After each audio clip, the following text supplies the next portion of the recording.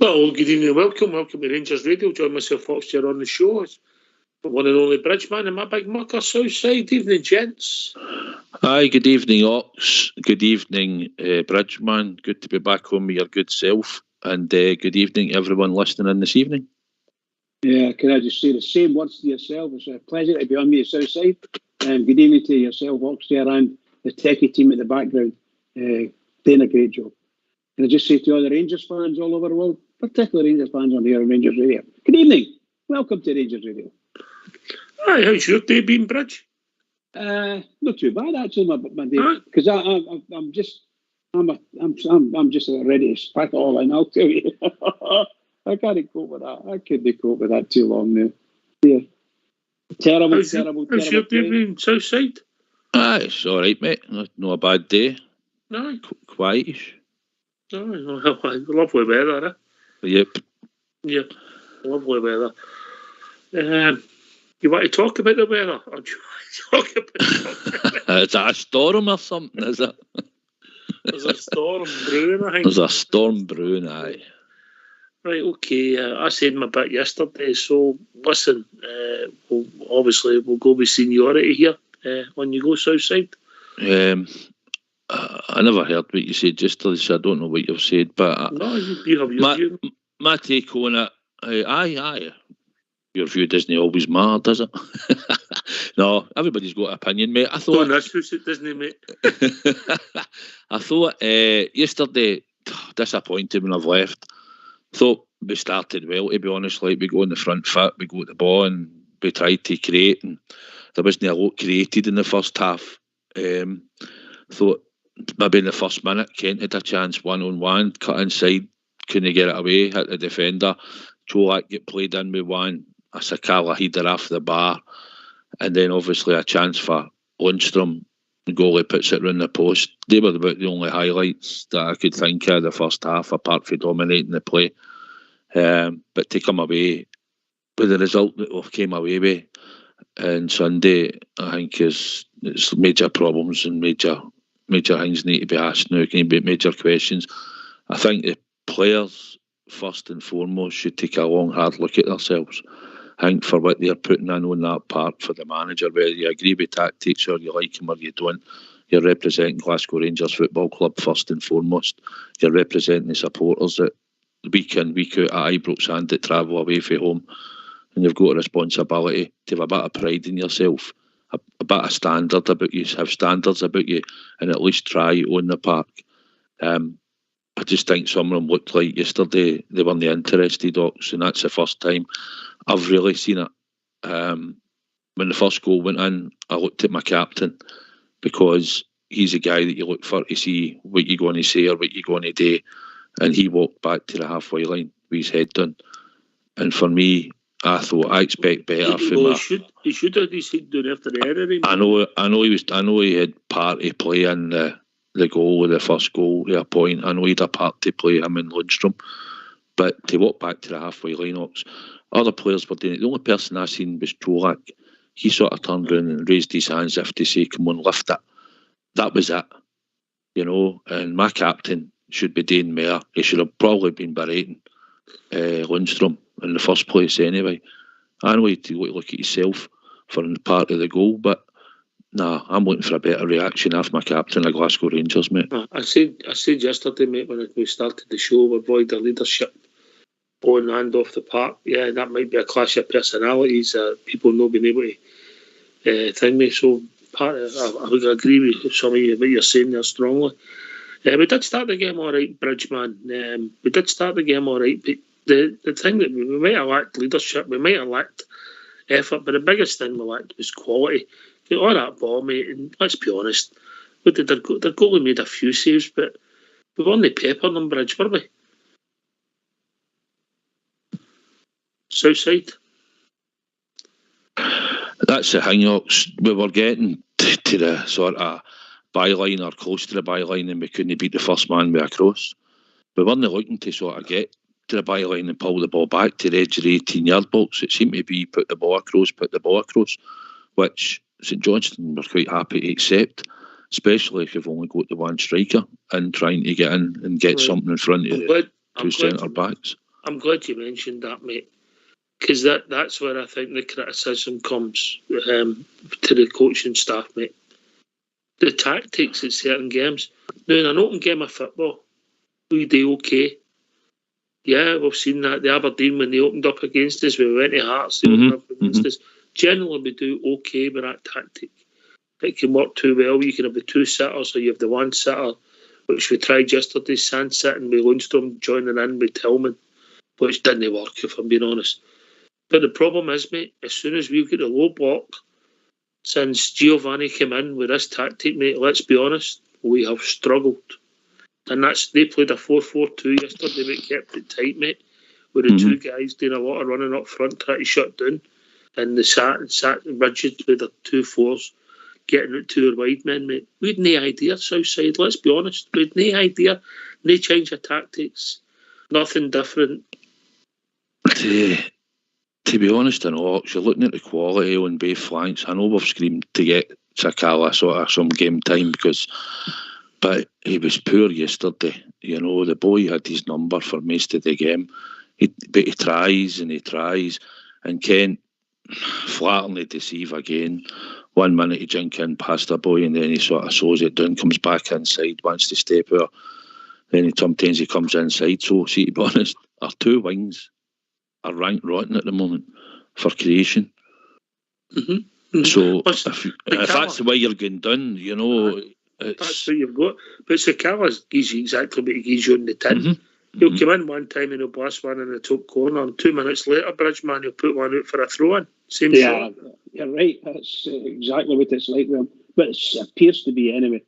I, like others, watched that game and I just could not believe it.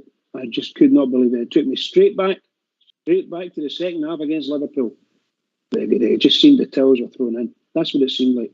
They didn't want to do anything, and they couldn't do anything. And the ball, I had a shot there and I hit somebody. Well, wait a minute. There's 9 men inside their box at times, so you're going to have to do something different. But they didn't know how to do it. Southside's right. They just had no idea as to what to do and how to do it. Very, very poor. I have to say this. We are now dredging the realms of unreality for a Rangers team. Well, us Rangers fans just cannot believe that that's our team. I can't believe that's our team. And it's the same team that came out and bled Aberdeen. What's going on? I mean, am I missing something? No, you're not missing anything, mate. I think if I'm not at the time to reflect, I mean, young boy King and Tillman, sometimes also what you see Southside is, well, the boys have got a chance to make it in the game. They've both got posses to their game. They're learning their trade. Sands is a really young boy and all, with very limited game time. You know, it's the mental challenge of the game, Southside, also, that makes it difficult for the younger players. Why? I mean, King was playing B games just a matter of months ago, and he's playing at the pinnacle in the Champions League. You know, we've flung him right in the deep end, and I'm not going to criticise the boy for anything about any mistakes. He got turned again at the weekend. Experience up against, who was it? Stevie May, was it? I turned him. I imagine him turning you, but he did, and he got round the boy. And it's a learning curve from him. He had to go there because just the way Tav ran the ball out and for a throw in, it was stupid anyway to start with. But and that goal came for that as well. And Tillman is a young boy, and I think having him in this year, he wouldn't have played every single week. I think if we did Tom Lawrence fit, I think Tom Lawrence would have been more of your player in the middle of the park. With the experience of being 28, 29, played in the English Premiership and whatnot. And they're a hard league to get in and out and play because you play Saturday, Tuesdays all the time. I think he had more experience, and I think Tillman would have played with him at times and then probably come out the team because he's a young boy still learning. And we've had to fling the two boys in and rely on them quite a lot. Same as we've had to probably, that's why people are shouting about play Lowry as well, but many young boys do you want to put in the team? You know, they're still learning. Lowry still plays B games. You know, they will have a time for them to come in and get regular games. But I think that doesn't help. But the injury situation's no helped. And see, to be honest, I feel sorry for Gio in a way. Tactically, I think he's made mistakes. But he's not actually had a full team that he could actually pick for. We've had no centre-backs probably since the start of the season through injuries. We've struggled right through, and he's had to mix and match. And we know what it's like in the midfield, you know. But it still doesn't excuse probably setting up your team or looking to create chances or look dangerous at set pieces or corners, which we don't look dangerous at either, you know. I've got an issue with that as well. I said it yesterday and I'll say it again today, and I knew I had time to reflect, Bridgeman. Plus, it was evident in the second half. The goalkeeper had the sun in his eyes, put a cap on, and we're swinging it away for the goal, mate. Yeah, I mean, even I know the game's about football and pretty play and all that, but you've got to use the elements. Yeah, if the goal had the sun in his eye, where would you put it? And tap at the goal just to see what happens? Absolutely. You know. So what I think, and here's my take on. We have the time to reflect. We're coached the way we're coached, and this is the way we have to play, and maybe it's too rigid, and that's how maybe the players aren't responding. I'm not saying they're the greatest group of players we've ever had, but what I'm saying is I think there's more in them than what we're getting. So you could take that any way you want. Is there a breakdown in trust between the management and the players, and the coaching staff and the players? And when that happens, whether you blame the players or you blame the manager, ultimately, usually in football, the manager pays with his job, Bridge. Well, that's what's probably going to happen, and it'll be quite rapid, I would imagine. But for me, absolutely no chance it was the manager's fault. There's got 11 players out there, and there's only 2 or 3 of them actually trying. I'm not being funny. That's just what it looked like to me.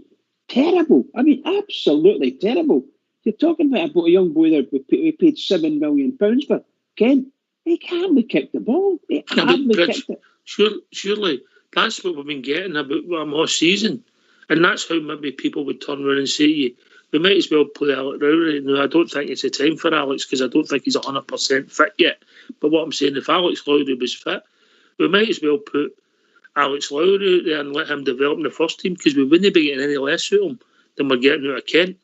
Yeah, but I mean, the manager must know during the training sessions if Kent's up for it. He's got to know these things and he must be able to judge it in the coaches. And if he's showing any we'll have hardly trained since August, Bridge. We'll have hardly trained since August. Up in the, what do you call it? Up in the training centre. They know. You've got to know. The coaches have got to know that there's something no right. They've got to know. And the other players have got to know as well. It's as if do you know what it's like? It's as if every single player is in a huff with the manager. That's what it's like. Don't want to talk to him. I'm not bothered. I'm not bothered today. Can't be bothered.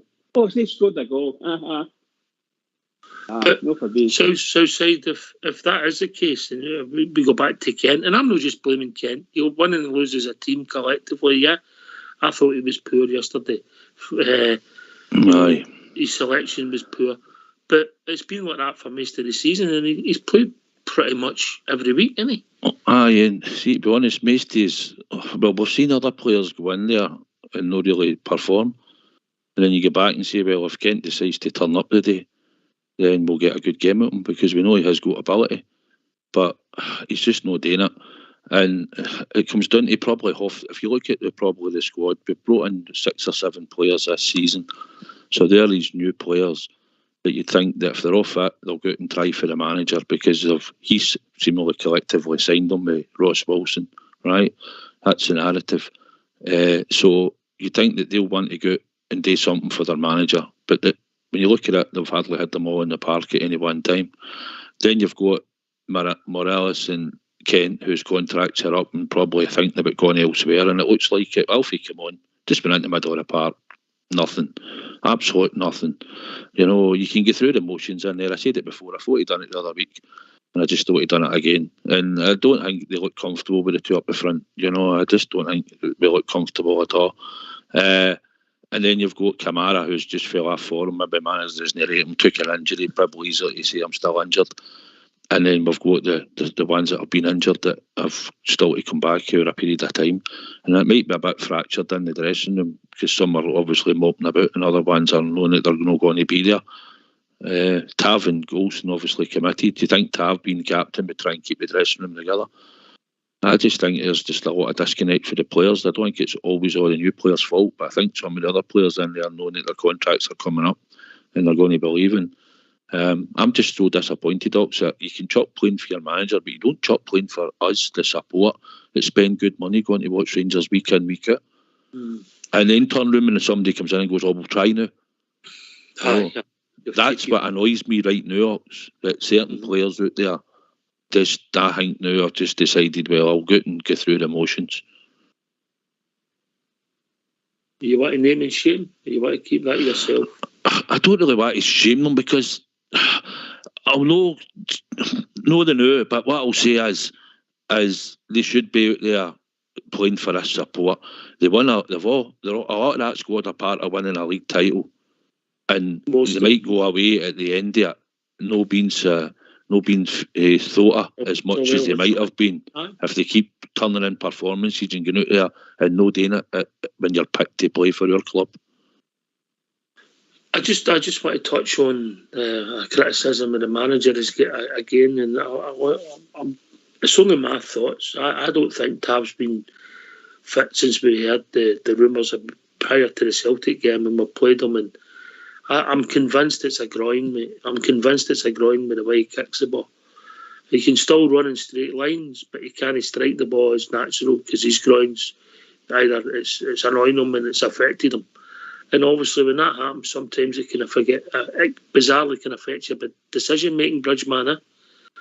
If that is the case, and if I'm right, and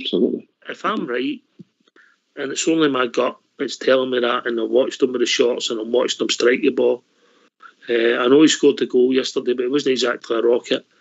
If I'm right, and he has been playing with that injury, the manager, it's no worked. Because the performances that Tav's put in and the amount of goals that have come down that side of the park, you know, even the 2 goals yesterday came for the right-hand side. So that's all the goals we've lost. Ajax, Livingston, Aberdeen, 2 yesterday, all down the right-hand side of the park, the right-back position. People might say that Tav's not a very good defender, and that'll back that up. But I think he's playing with an injury, Bridge. I seriously do. And if it is true that, if it turns out to be true that he is, that's got to fall in the hands of the manager. The manager's paid. He's paid to make the big decisions, not to be popular with the players. It's maybe admirable that Tav's saying, I don't want to hide, I want to be there. But ultimately, where's it got us? Only my opinion, Bridge. Your opinion is probably right. I don't know about South Side things, but I've been complaining about, not bitterly, but complaining about Tavernier being, to me, looking as if he's unfit for a wee while now. And I'm not alone. There's loads of guys are doing it. Lots of supporters see it. But they like Tav as the person. But I don't know if we'll ever do it. Seriously, after this, I don't know if we're ever going to see Tav back at Tav's best. He may, in fact, have been seen the best of Tav. And there's an expectation by the fans that Tav's going to come in and do something. And sure, he scored a goal yesterday, you know. So you can't complain about that. He scored for a penalty at the last game. So it's there. It nearly goes an equaliser, mate. His effort, that was the best effort we had, apart from Lundstrom's one at smacked the bar. The header he had, that was our best effort. Look, I would, to me, Tavernier's, shall we say, he's an athlete. And he runs an engine on him that very few players can get. Superb stuff, absolutely brilliant. But unfortunately, he has got this huge weakness when he finds himself out of position, because he doesn't know where to go. He gets back to a certain level and he just doesn't know what to do. And he ends up totally out of sync with the rest of the defence. And no matter if anybody's shouting at him or no, he doesn't realise it. I think he just gets lost. That's what I think. When he's in defence, ever present. All right, listen, just before we get the phone lines opened, I just want to pay tribute. The Rangers family lost one of their own, Walter Reid, a well-known Rangers supporter, a season ticket holder for a long time, and 95 years of age, and supported Rangers for over 70 years. Fantastic. Walter died on Friday, and all the best for everybody here at Rangers Radio, to all his family and friends, and another Polonos that will be sadly missing. Listen, we get the phone lines opened. Aye. I know. Do you think they'll be quiet? Monday night. Is there any football in the night? We'll be quiet. Any soaps on the night? Maybe, aye, something like that. I don't know, Port Bear, he's waiting to go in the jungle and the place that last night came out today. Oh, that's what will be on. I'll gather. They'll be watching. They'll say they don't watch it, but they will be. But hopefully it'll be busy. We go in here and give your thoughts. You might as well. It's a club we love and the club we support, and we appreciate everybody's opinion in it. There's a difference between a fan and a supporter. Well, there is, aye. Mm-hmm. There is. There's a financial connection. Let's hear for you. Why don't you give us a call on 0141 356 1972. It's your show, it's your platform. Let's hear from you.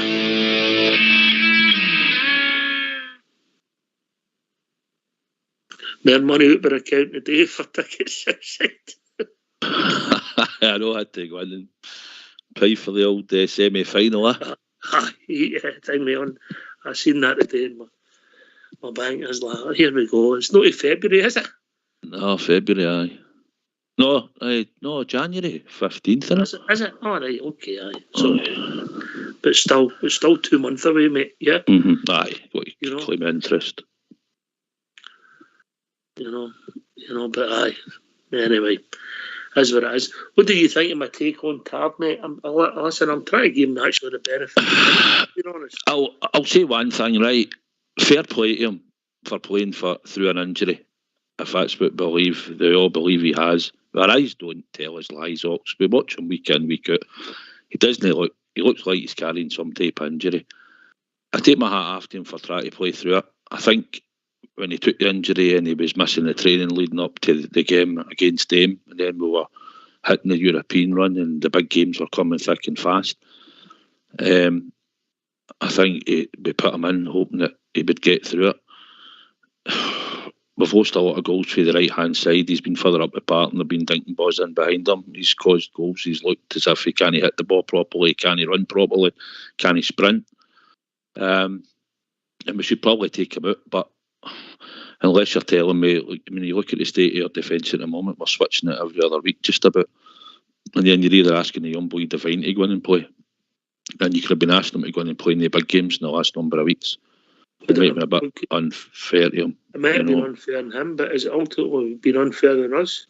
At European level, I think in the Scottish League we could probably have got by. We'd have been slightly off. Do you think if all the centre halves would have been fit in the midfield fit, that Sands might have been playing there? We could have probably flung him in at right back. Easily done it if we'd had goals and probably fit, and then Davies or King would have filled in, whoever was fit enough. We can't even get a settled left back. We broke one in and he's out again, so we're having to use Borner as much as people don't like Borner, but he's having to step up and fill that position, or we wouldn't have a left back either. Apart from Borner's long crosses, some of them very good, he didn't actually do much in the game yesterday, did he? He didn't put any fabulous tackles or anything. No, but he didn't have to, Bridge. If you think back, the most thing he done was jog up next to Kent. Kent goes inside, and then Kent slides a wee 5-yard pass for him to try and close it sometimes. And that's our main attacking threat down the left. I'll tell you what, it's heartbreaking. Seriously, you two must realise that as well. It's actually heartbreaking for Rangers fans to go. They've paid good money, going over there, they filled their stadium. So the only people that are walking away from there is St Johnstone, their fans, and the man with the money up there, St Johnstone, because they've taken all the money off the Rangers fans for nothing. Rangers waking up, bored, waking up, get it sorted. One way or the other, get it sorted. Sorry, that's what I'm going to say on it. I was ranting there. I started the rant, sorry. Well, listen, it's no change. We'll win games of football and we'll lose games of football, but I think when you've had on a run of form what we've had with the European ties, it just magnifies everything Southside. Aye, it does. I mean, listen, it's part of the journey when you follow your football team. We'd love to win every week and win cups and trophies every week, every season. We've had a hard time yet, and we've followed our team through it. And we've got this blip again where we should have probably done things differently and moved players on and all that. We've spoken about it on here repeatedly, and it's like you say, Ox, it's not as easy today as we keep thinking it is. And some managers want to retain a couple of players and keep them, and then they get by that sell-by date, which I think we've got a few that just can't. And I think if Gio, I'll be honest, I think if Gio had the chance right now, if we'd a transfer window, say, coming up in December, and I think if we had money, I think he would clear most of the players out. And that's my honest opinion. Whether he's the right guy to go forward or no, I think he would want to change them as much as he could. Because I think if you look at them, and a lot of them are the ones that are running about the squad now, are going through the motions, some of them. And that's a God's honest truth for what I'm watching with my eyes.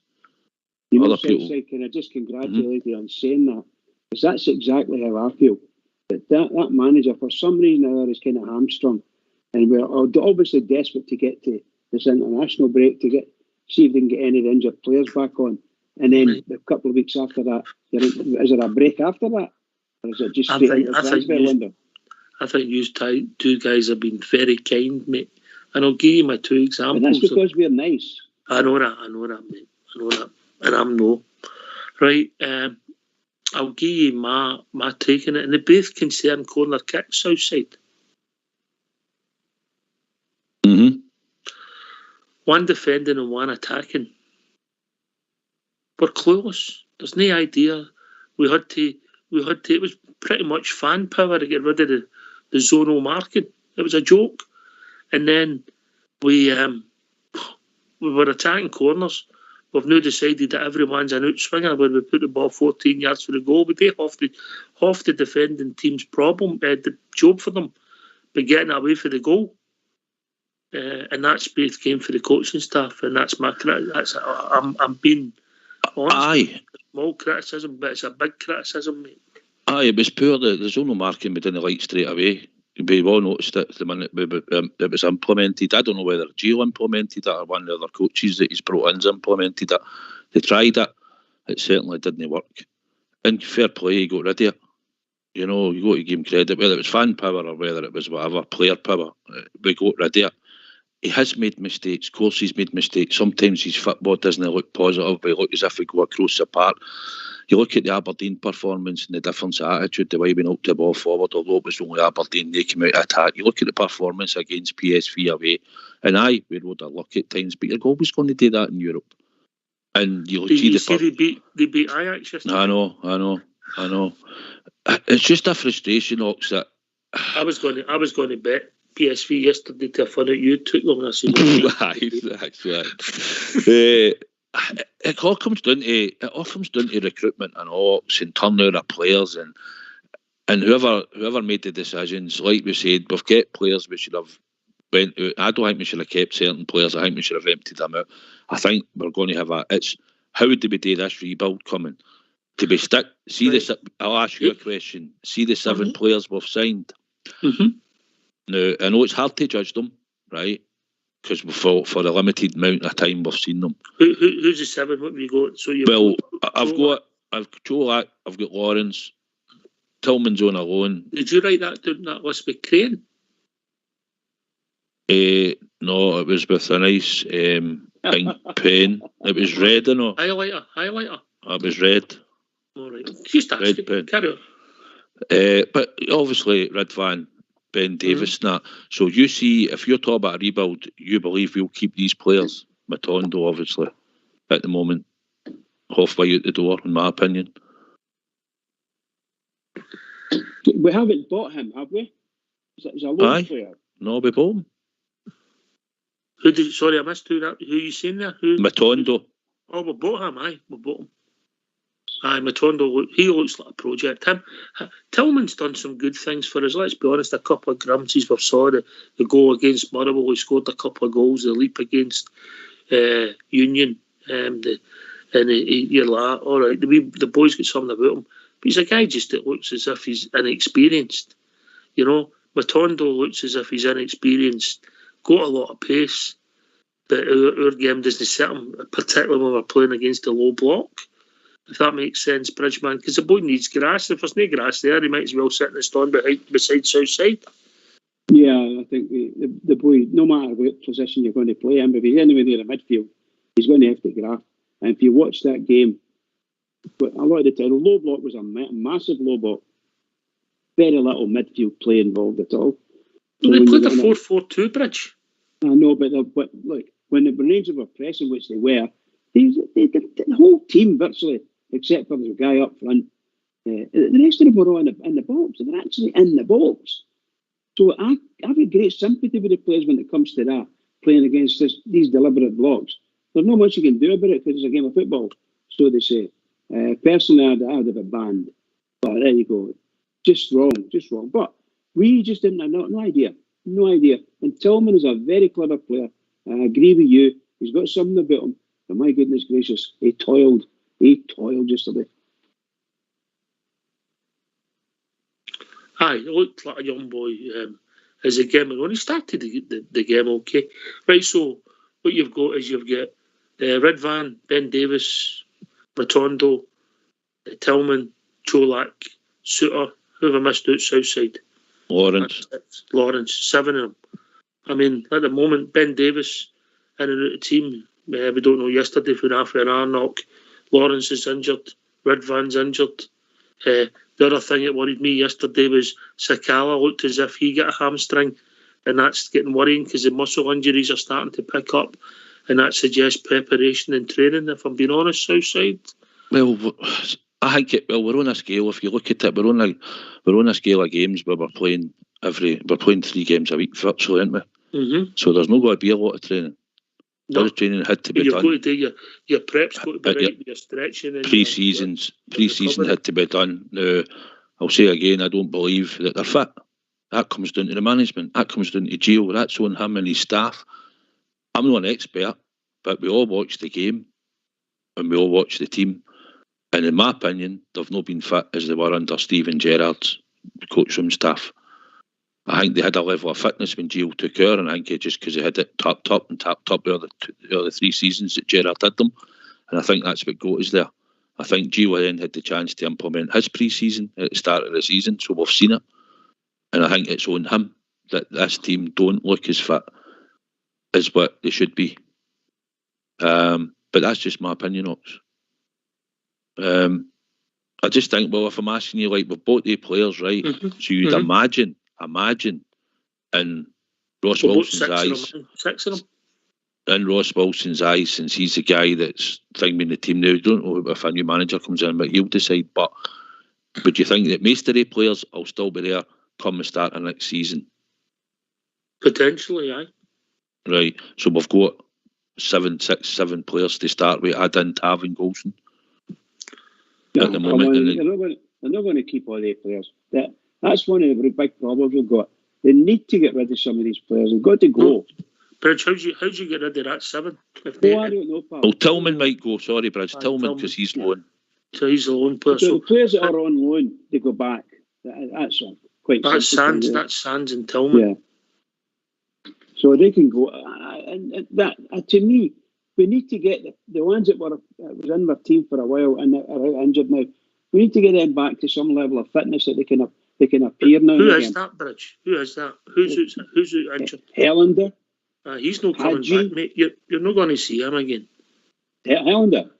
He's nearly out for 2 years, Bridge. It's no. I know. Well, I'm saying coming back. I don't know. It's a ship at sailed. The problem you've got, and I keep saying this, when Hadji's had a full knee replacement, you might not see him this season. Wow. Yeah.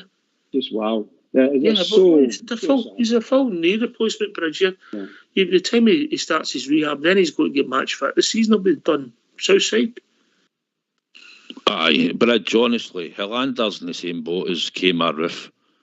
You know, he's finished at Glasgow Rangers. We can't be taking it. Ryan Jack's no far off it. Sadly to say, Ryan Jack is a great player. Ryan Jack's never fit now, sadly. And I liked Ryan Jack. I think maybe a year and a half ago, 2 years ago, we probably had seen the best of Ryan Jack in the Rangers jersey. Sadly. I know he's still at 28, 29, still picking up injuries. Unless... He's 31, mate. I'll check that out for you. Is he? I think so. Well, even at that, right, Ryan Jack for me, Bridge. Another one, finished. Arfield finished.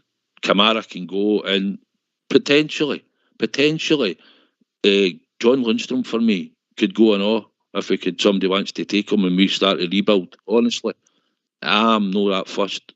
I think his attitude yesterday, the way he left that ball and didn't chase back or show commitment. Do you imagine him walking into a dressing room and that being Steven Gerrard or Walter Smith or Graham Souness or any of the managers?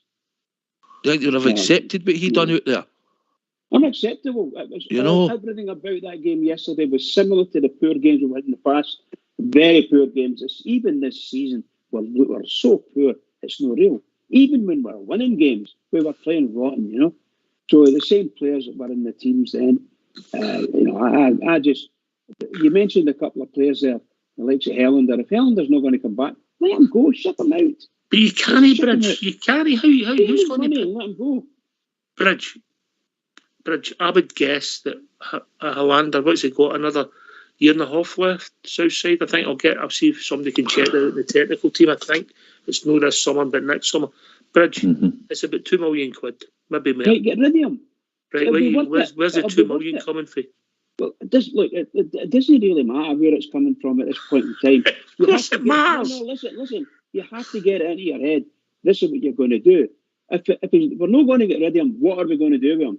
We're going to be paying him, aren't we? We're going to be paying him. No, but that's the problem. He's got a contract. I'm just trying to be honest here. I'm guessing he's on mid-20s, Helander. He was a reasonably decent signing when we brought him in. We brought him in, what, about $4 million for memory, Southside? He'll be on 20 to 30. About 3.5 or something about that, aye. So we bring him in. Ryan Jack's 31 in February, Southside. Is he? I apologise. So that makes it even more critical that... Thought I'd played against him at school football. But the people with the money have got to come up. The people with the money have got to come up with the answers as to what we're going to do with players that we don't want. You don't want Helander hanging about a bad smell. Every team's got it, Bridge. You can't just say you don't want him to play up his contract. Right now, we're riddled with it. We've got so many players there that look as if they're not interested. Now, if you sacked the manager now and brought a new manager in, is he going to want to keep them? Probably not. Because if they've done that to him, they'll do it to the other manager. So the bigger idea thinking, I'm not saying that it's just going to do it. They need to come up with a plan. Helander, where are you going? Look, there you are. There's your money, and away you go. Don't go back. Finished. And it's the same way. That's not going to happen, Bridge. Why not? Because you, as a business, you would pay it up X amount a month rather than have the outlay for pay up his contract. Ideally, yes. Oh, you can tell him to go away. You're on gardening leave. Go away. Aye, but you're still going to pay him every month. Yes, but I'm saying they should buy it out. Aye, but that's all I'm saying. If you've got 5 or 6 guys like that, by the time you're finished, it'll be about £20 million. Southside, you've got to be realistic. Oh, if you're being realistic, and you just add, I said earlier, I would try and get Roof off the wage bill, right, and try and get a player in and give him less money. But Bridge, it's not as easy. If you add Roof, and don't get me wrong, these two players probably want to come back and play, right? Let's be honest, they're professional football players. That I believe they'd want to play football, but while they're injured, they get paid, and that's what happens. And as our wage bill is quite high, people all think because we sold them and we made a lot of money off transfers, we still added to the wage bill this season with all these players. I mean, you've got these players, not so much Hadji, but Roof and Helander, Bridge. If we had to pay the two of them off, as Ox is saying, it probably cost you the best part of $5 million. Look, the money men are going to have to come up with a solution to it. That's all I'm saying. They won't want to pay that. We don't want to pay that. They guys going to be happy to sit there and do nothing. What are they going to do? No, what are they going to do when a contract's actually done? There'll be about 3 million quid. There'll be about 1 or 2 million quid better off, Bridge. I'm sure they'll sleep at night. I don't think so. That's just no right. That part of that kind of thing, no right. But I don't know if we can do it. If you were in work, Bridge, would you want your contract paid if you were on the sick for a long time and somebody says to you, Bridge, you can either leave them or we're not talking about me. You're speaking about professional football. They're just the same as me and you, Bridge, whether we like it or not. They've got a limited time on their contract. So I'm sure the people with the money can go and negotiate with them and maybe get it halved. Say bye-bye, away and get your team. But it's not going to happen, Bridge, because they're no fit. They're not going to. Nobody's going to turn their back and say £1 million. It ain't going to happen, Bridge. They're not going to get. They're never going to get fit. Even playing for the Rangers, they're not going to get fit. Based on what you've been saying, none of these people are fit to play. So in a year and a half's time or whatever it be, they're going to be on the shelf. They'll be on the shelf. Aye, they might be, but they'll be £1.5 million better off. Okay, I give in. And they'll get re-signed by somebody else. Oh, wait a minute. Orlando's contract's next summer. Who's going to sign them? Bridge, we signed them. We signed Roof. Wait a minute, lads. Wait a minute. Right. We've been joined by Big Al. By the way, Orlando's contract's next summer. Just been checked out. Wonderful. So the chances of us seeing him are very remote. So he ain't going anywhere. He's just going to sit and take what is that? Nearly $1 million, 30 weeks. Big Al's joined us. All right, big man? Aye, I'm all right. Sorry, I'll make it quick. I need to go to work.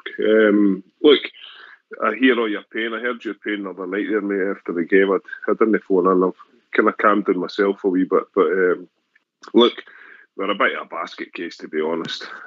Everything you're talking about, I agree. I really sympathise with the big man Southside. But the booing the team after the park on Sunday. There was some. There was actually. I remember you saying last week the away fans don't boo. Look, really don't usually boo, to be honest, mate. But there's a brighting point, I suppose, for everybody. That's what I was just going to say, big man.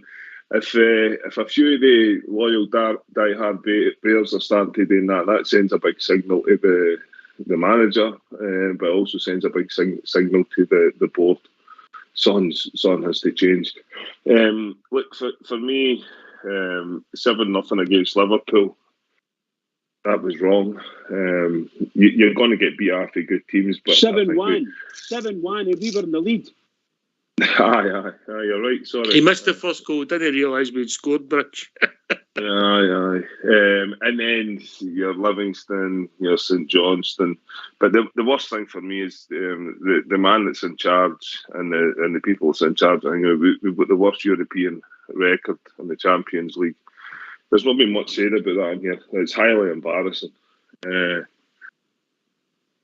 So I think change has to come. I don't want to see any man lose a job or anything. I'm all for a man keeping his job, but unfortunately, I think it's time for change, and there has to be a big clear. We also talk about Tillman as if he's a great white hope. Look, they guys are new players. I think we should be promoting our own players. I know our own players that could have played in that position, like a Lowry and that, maybe a McCann. Some of them have been carrying injuries, but I feel as if we've got to go back to basics, play our own guys. I said to you the other week there, and you keep saying, Ox, maybe you're a bit better than me at body mechanics. I don't know. Tavernier and the manager said he wasn't injured. So if he is injured, the same again, there's another tick in the bad box for them. They've liked his fans. On the telly yesterday, they said he'd passed a fitness test to play, mate. Yeah, I don't know. I'm going back a few weeks ago, so I saw stuff that they saw snowballing, you know what I mean? Do you think he's fit, Al? I just don't think he's very good. But do you think he's fit, mate? Because he's no striking the ball, he's no... Well, I know what you're saying, but he's always getting caught in that down the right-hand side. By the way, Tav get caught when he was fit. Tav get caught when he was fit, you know what I mean? Aye. So, look, I'm not going to say too much about it. As I say, I need to go because I'm under a pump. I took a bit of time at my schedule so I could talk to the three illustrious gentlemen. But it's getting to the point now. Something has to change. Something has to change big style. The chairman doesn't talk to another guy, I believe. I've just reading a thing earlier this morning. Club 1872, and there's a breakdown in the communication there. So things have to change. Look, I love Rangers. I thought Gio would have done as a job, but he isn't. And at that, he has to go. And a lot of their players have to go as well. And you said the other night, and I think the worst signing that Ross Wilson probably has made is the manager. I don't like saying that, but I think that's the way we're going. But where we go for here, who knows? Who knows? We'll hope there's some shake out there. He can come in with. No, everybody wanted the manager. Southside. No, I don't need to go, boys. Good to hear you, big man, as always. Aye, you too, big man. You keep the chin up, all right? Aye, need to, mate. Been through this movie before a million times, mate. Aye, you'll be fine, man. I'll be at the top with you any day, brother. Brilliant, mate. No Good problem. to hear it. Right. Likewise. No, you just look after yourselves, all right? Right. Sure. Bye-bye. Bye. Cheers, mate. See, I think with Ross Wilson, it's like you say, responsible for some of the signings. When Stevie G was trying to get better signings out of him, they gave us Sakala and that. And I kept thinking back to how did we know? I mean, we've tried some players, right? We probably went for like Greg Docherty, I think, back in the day, Polster and that, right? We've had Kim Berries and all that. But back in the day and all, we got like Stephen Whittaker and Thompson. Got the A2 and they come in and done a decent job for us when they were playing at Hibs. We got Chris Boyd and Naismith when they were at Kilmarnock. How did we know maybe look about the Scottish market? Maybe we wouldn't have got players and maybe we would have, but I thought the boy Doig and Hickey could have been worth a punt, you know. So I thought, looking at maybe them, I thought maybe a year ago we should maybe have looked to try to get somebody like Shankland in. Not going to be everybody's cup of tea, but the boy scores goals. To me, he's like a Chris Boyd type player. He scored over 150 goals in Scottish football, and he's now scoring goals for Hearts. You know, somebody we could have brought in that knows the Scottish game, scores goals. I'll either maybe try to look at the boy Nisbet before he got his injury. And I know Bridge doesn't like giving Scottish clubs money, Bridge, but when you see some of the money and some of the signings that we've made and brought in, they've just not worked. And some of these boys, if we're trying to make them better players, because when they come to us, we're meant to make them a better player. And if I've got a grasp of the league, then hopefully you make them a better player, and then you progress them into trying to play well in Europe, you know? Well, there's a couple of one playing in Europe. That boy Wright, I thought that boy Wright would fly for us. I honestly did. I thought the wee fella that you mentioned earlier about the Motherwell, the right winger, I can't remember what his name is. Jake Hasty. I thought he would be a flyer for us as well. And Suter, I didn't believe in at all. And I think, to be honest, I think I've been proved right there. He's been a very poor, not that we paid any money for him. He's a very poor transfer. But still paying wages, Bridge. Yeah. Because you don't pay money doesn't mean the player will be getting some of that money as well. His contract, instead of maybe being $6,000 a week, might be $12,000 a week because his agent will say, look, he's worth X amount. So you pay the money anyway. Yeah. You know? It's really difficult to say. Let me say that. I really do. I'm so upset for the last couple of weeks. How the fans are going to put up with us, I don't know. The people at Ibrox that are running the show, they must know. We're getting booed out the park at times. And I don't like that. I don't like the fans doing that. But if they're not booed for nothing. They're booing because we're rotten. And absolutely rotten. We got to St Johnson, and that mob across the city got to take 7 after them. You know what I mean? We got up there. They scored. They got their winner with the last kick of the ball. All I mean is that they go there and they win. We go there and we struggle. We actually struggled. Although we had lots of the ball, and maybe I would suggest maybe 80% of possession. I don't know the stats were, but it won't be far off of that.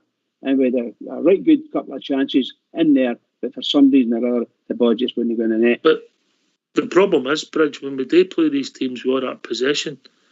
and I don't know what you think, Southside, would not make enough chances. So there's something wrong with his shape and his tactics. Certainly, there could be something slightly wrong with the shape. But you know, and I know, and players have all said that they can go and sometimes they do things themselves. That game yesterday was near enough a carbon copy of the Livingston game at the start of the season. And the only difference was we got a good goal for Arfield and then Tav got the free kick. Yeah, to get us out of jail. The actual game was near enough a carbon copy. I did think in the first half, because we had all the ball and we were kept going forward and they weren't even getting up the park, I did think we'd probably, as the time was going on, I thought we're going to go in here at a draw at half time. But hopefully we'll come out. If we start the same way, hopefully we're going to create chances, better chances, and we'll get the goal needed. But obviously then they got and flip it, you know, and we get in 1-0 down. But obviously at the end of the day, the players were getting into positions where they had to put the ball in the box, and other players had to get to the edge of the box or look for a cutback. And some of the players just weren't prepared to make the runs. The first 20 minutes was lively enough. It just seemed to... But it's like, because you've got the results not went the right way, I just thought the players were doing what they'd been instructed to do. Get on the ball, get it moving and get down the lines and get the ball in. And that's what was happening. Except if you thought the players would have been instructed to do all that, and they're playing by instructions. Aye, of course they are. Aye, that comes down to the manager. Aye. But when he's trying to cross the ball and you can't beat a first man, I'll tell you something. See the warm up, right? I just came at me there. See the warm up, right? They were taking shots. Believe it or not, anybody that's at a game or anybody that was at a game, clarify this, right? We're watching it and they're playing touch the ball at the edge of the 18-yard box and strike for goal. I'm telling you, two of them were in the stand and they've got a netting above the crossbar, right? So it doesn't come right in behind you. They were still putting it in the stone. They were putting it by the post. I think 3 or 4 scored and the keeper saved 2, and they must have watched between 20 and 25 of them shots getting in. I mean, you're like that before a game starts. You can't even hit the target. The majority of you aren't hitting the target. Talking about somebody who never failed. Talking about somebody who never fails to hit the target with the ladies. We've been joined by old Davy. Evening, girls. Evening, boys. Yeah, good crack again. Can somebody or any can he try and explain what Van Bronckhorst's substitutions are all about? I mean, apart from the game being the result, okay, that's done. But we're doing a goal, and he takes off Davis, brings on Morelos, and whoever else. I think it was Arfield. Yeah. He went to 3 in the back. He went to 3 in the back. Yeah, aye, but that was still a mile and a half an hour ago. So that's what I'm trying to say. They left that young boy to get on his Todd between two guys that are right off for him. And I'm not buying this thing about Tavernier having a groin strain. If he's got a groin strain, there's another 4 of them out there get groin strains. It's just his form's out the window. Like a lot of them. But he left that boy. I felt sorry for King. I really did. I don't understand that substitution at all. He went with 3 at the back. Whether he's took Davis off as a precaution or whether he's signalled he's injured, I don't know, Davy. He went with 3 at the back and we lost a goal within, 2 minutes, Southside. Right. Aye. I think he took him off and I think he wanted to go 3 at the back. King's got more pace than Ben Davis. And I think that might have been the reason. But they scored within 2 minutes, Davy. And I think he put Arfield and Alfie on to try and get more forward play, get the ball up, and hopefully something will be right and we'll get a goal back early. We've got half an hour to chase a game. And unfortunately, we went 2 goals behind. That was more the reason than I seen it. Whether he should have took King off and left Ben Davis on will be another decision, other thing. Unless he has took a slight knock, Davy. But I think that's what he done. He went to go 3 at the back. And let's be honest, they two haven't really got much pace about them, but King's got more pace than Ben Davis has at the back. And I think that was the reason why. And he did hang him out to dry a wee bit. Well, the 2 men that came up the park, the young boy Clark and the boy May, they're quick players. They're very fast players. You think so, Bridge? Well, they are. They are fast players, but we should be faster. Your place should be faster than them. Well, I don't think any of the two of them are quick. I mean, Stevie May, I don't know what age he is. No, I'm saying they looked faster, right? And they got in there and there was goals scored. Desire. Well, there you are. Desire. It's really, here we go again. But David, we changed it. David, you've got your opinion, I've got mine. I don't think Tav might be off form as well as having a groin strain. I think he's played with that injury since the Celtic game, and it's only my opinion, David. But I'm watching it, and it's obvious.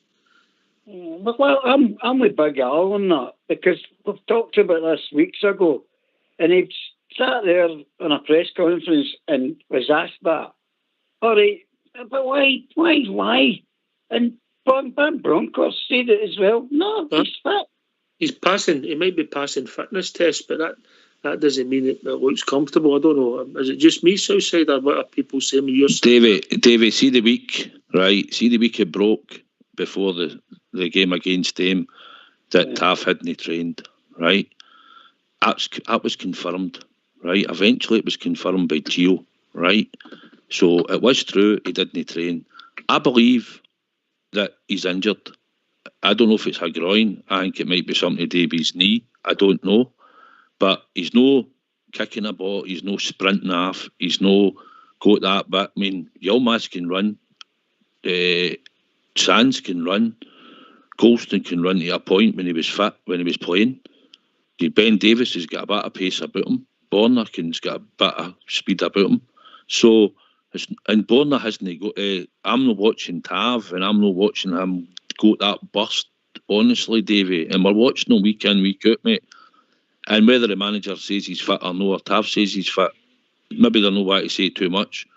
But looking at him, Davey, he doesn't look that way. He's not got that burst of pace to go.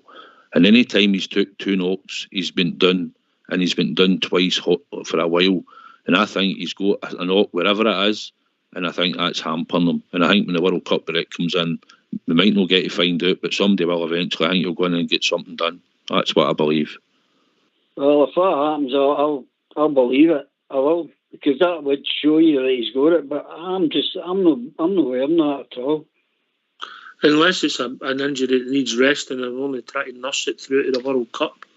If that makes sense, I know you like a bit of nursing, Davey. Well, yeah. I mean, you look the way he lost the first goal. He could have played the ball to a Rangers player, and he tried to boot it up the park. But he couldn't. Well, that was the problem. Yeah, if you've got a groin strain, it's easier to pass a ball than it is to hook it up the park.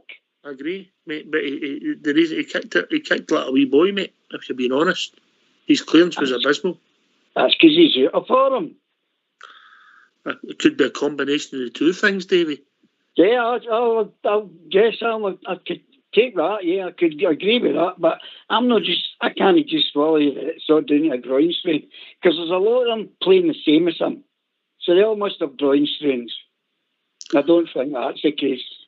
No, but it's obvious. You can see it with him when he strikes the ball. Anyway, Davey, can you make sure you put your phone on mute, because we're going to have a tune. And obviously this is Remembrance Week, and all our songs about the people who have sacrificed, made the ultimate sacrifice.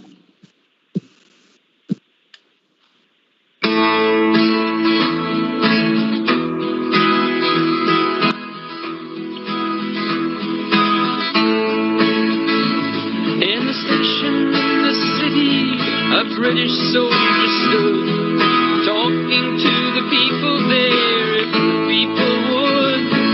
Some just stared in hatred and others turned in pain, and the lonely British soldier wished he was back home again. Come join the British Army, said the posters in his town. See the world and have your fun, come serve before the crown. The jobs were hard to come by and he could not face the dole, so he took his country's shilling and enlisted on the roll. But there was no fear of fighting, the empire long was lost. Just 10 years in the army, getting paid for being bossed. Then leave a man experienced, a man who's made the grade. a medal and a pension. Some men resent a trade. Then came the call to Ireland as the call had come before. Another bloody chapter in an endless civil war. The priests, they stood on both sides. The priests, they stood behind. Another fight in Jesus' name. The blind against the blind. The soldiers stood between them, between the whistling stones, and then the broken bottles that led to broken bones. The petrol bombs that burned his hands, the nails that pierced his skin, and wished that he had stayed at home, surrounded by his kin. The station filled with people, the soldier soon was bored, but better in the station than where the people war. The room filled up with mothers, with daughters and with sons, who stared with itchy fingers at the soldier and his guns.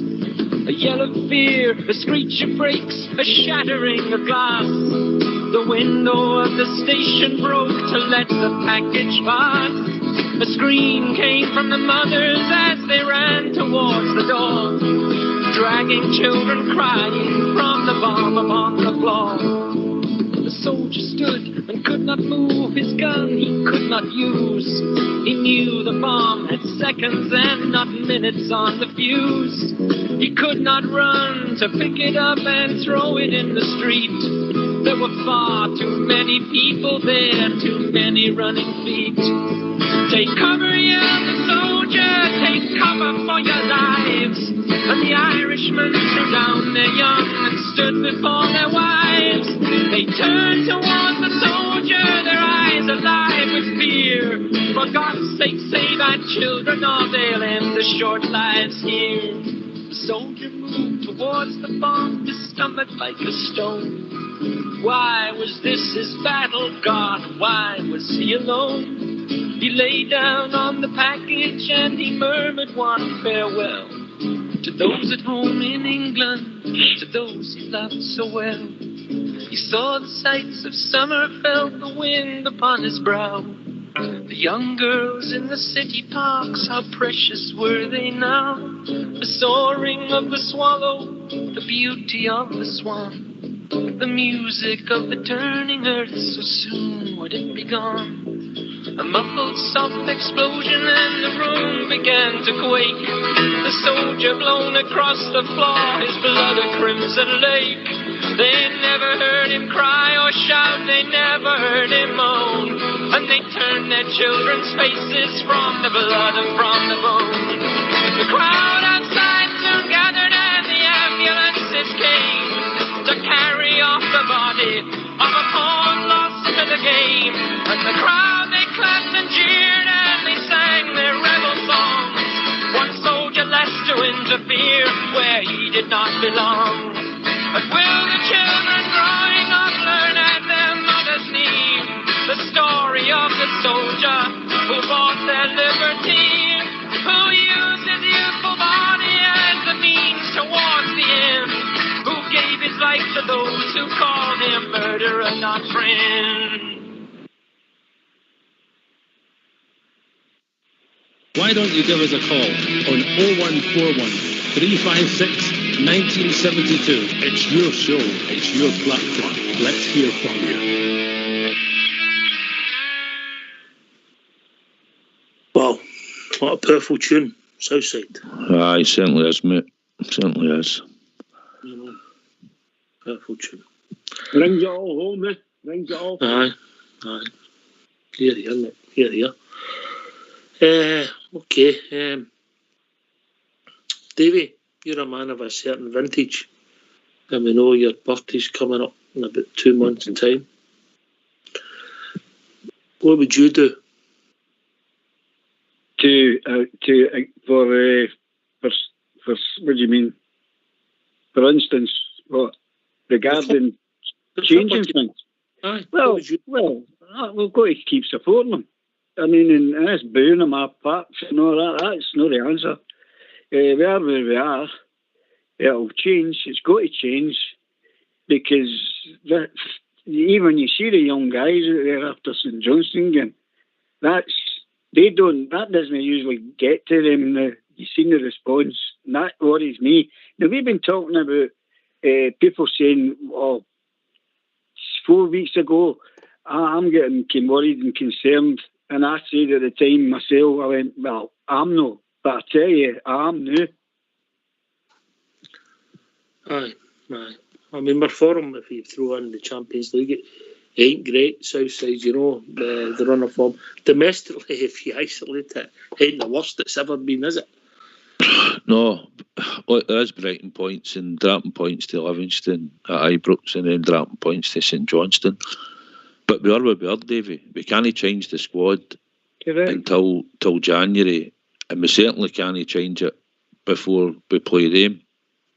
All we can look today is get injured players possibly back, and I mean by that 1 or 2. I'd probably think if it's possible, you'd maybe see Connor Golson and maybe Lawrence. No too hopeful, but many others. But the thing is, we can't change the squad at the moment. So if you look at the big picture, if we get rid of him, then obviously you've got to caretaker manage it for the next 2 games. So who you putting that Derry onto? Stephen Davis maybe? One other, because if you're not keeping any backroom staff, you're going to have to go with that. Then you get a break, and then you look to get a new manager. Then it all comes back to, do you trust Ross Wilson? Do you trust the present system and the model that we're looking at? You're looking at all the players we need to get rid of and a new team rebuilt. And you need to look at, do you go for a manager then to do that? And you trust Ross Wilson with the project that we've started. We've got new coaches and head of recruitment in and different guys in the academies. That's the big question that has to be answered. The easiest question is out there to say, I built them because look at the state is the team's not playing well, the results aren't there, and it's time for them to go. Yeah, I would confident. Sorry. So on you go, David, and then I'll come back. I would confidently say there's no chance of the manager changing before this break. That will not happen. I know everybody's he's getting back tomorrow now. Breaking news in half an hour. Shut up, you shower. No, it's just, it can't happen. It won't happen. People want it to happen. People want it to happen, but it won't happen. We cannot afford to do that. Whether it's morale or anything, cash, we cannot bump that guy till we go into that break and see what we then ask me what we could do. Because then the questions have got to be answered. I don't know. Well, it'll be interesting to see what you're saying. Anyway, we've been joined by Ian. Evening, Ian. Evening. That song was pretty apt because my anniversary is on Friday at 11 o'clock. And I was 9 years in the forces as well. Oh, all right, so, Ian. You're in the forces, mate. I was in Argyll and Southern Highlanders for 9 years. There's a bit of a happy. You nearly had me fucking greeting there. It's powerful, a powerful tune in it. Powerful song, aye. Mm-hmm. I was just wanting to say about you were talking about Tav, is he injured, is he no injured?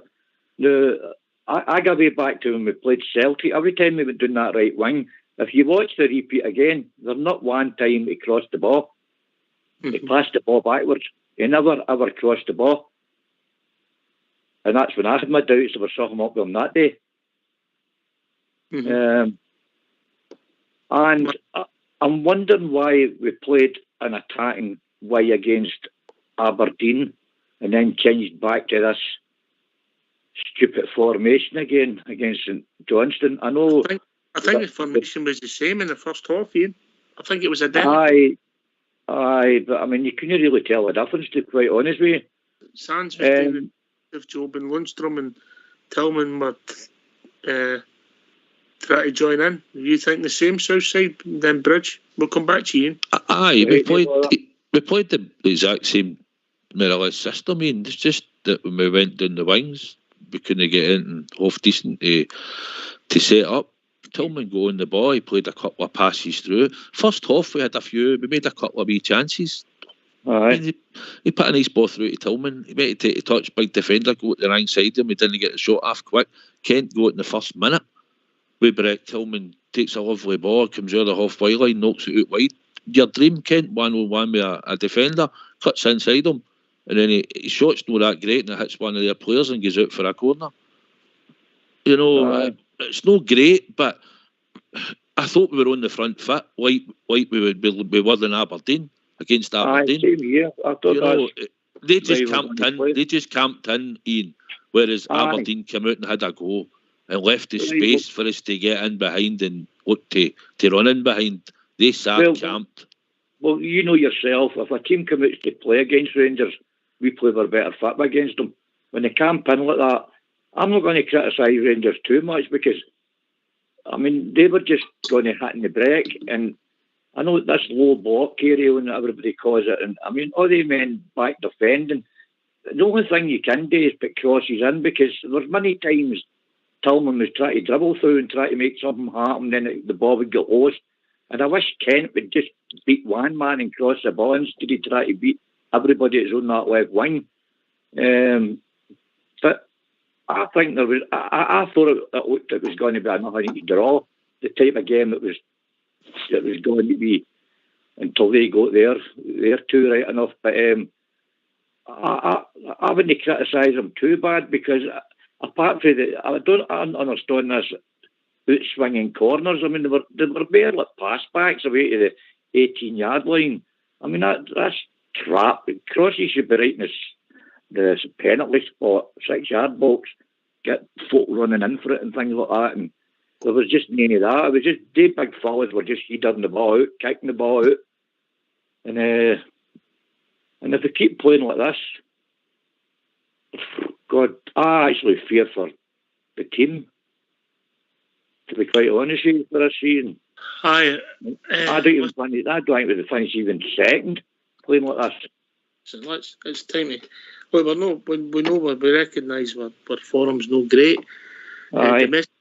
Domestically, we've lost games. I know not often, but we have lost games away from him before, and I'm sure we will again. But everything's magnified because we're on our run. Might have lost more games by this time of the season than we've ever lost. You know, when you throw in seven European defeats plus that two, that's 9 games we've lost. It's a lot of games, Bridgeman, a lot of games. Yeah, like our form has been bits here, good there, bad, you know. Particularly in Europe, we're pretty poor. But serious, no, I'm not being playing this serious. They could if everything went right for them and they grabbed their form and lifted themselves up, they could be in with a chance. But seriously, right now, as I'm sitting here, I'm sure there's other guys thinking the same thing. But what are we going to do? What are we going to do to pull ourselves back up again? What's going to happen? How are we going to get there? And we need the board to come out, not necessarily come out to us, but to come out with a plan and the manager to work to it. Financially, that is. Because somewhere along the line, we're missing players. I know there's some injured, but we're missing players. And it's not right. Ian, back in you come, mate. See the amount of unfit players. Well, I don't know what your thing is on that, but I was brought up to believe, playing fit by myself, that you would always get an injury through being no fit enough, no doing enough training, hard running to keep yourself super fit, if you know what I mean. And to me, they're not fit enough. To me, they're trying to keep, it's ball retention they're trying to do, keep the ball passing back forward, when they end product, mind you. But I mean, even when they're chasing back and there's a through ball, and some of the times we're getting outran, and yet the Rangers player in front of the excuse me, I keep stuttering. No, we get your point. Your point. Aye. About that since August, I think, mate. Aye. I think Ian, the ones that aren't going in any World Cup duty, I think whoever ones are there will need to go through a wee mini pre-season. I think someone might need a rest and all, like Tav and that. But I think some of them need to get a mini pre-season, because I just don't believe they're fit enough. I think you can pick up injuries and that, but I just think they're no fit at all. You can see them no further.